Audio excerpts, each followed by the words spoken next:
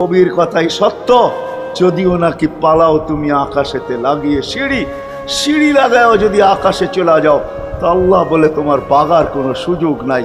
কেননা ইল্লা বি সুলতান, ওইখানেও আমার রাজত্ব, এইখানেও আমার রাজত্ব, ডাইনো আমার রাজত্ব, বামে আগে পিছে উপরে নিচে সর্বত্র আমার রাজত্ব। আমার রাজত্বের বাহিরে যাওয়ার ক্ষমতা তোমাদের নাই। দ্বিতীয় কথা এটো, আইনা আনা মাআকুম আইনা মা কুনতুম, যেখানে যাবে ওইখানে আমি সঙ্গে থাকব, আমাকে দূর করতে পারবে না। যদি করো তাহলে তুমি থাকবে না, তোমার অস্তিত্বই থাকবে না। কেন আমাদের ভিতরে আল্লাহ নাই বটে, কিন্তু আল্লাহর একটা পাওয়ার আছে যেটাকে রূহ বলে।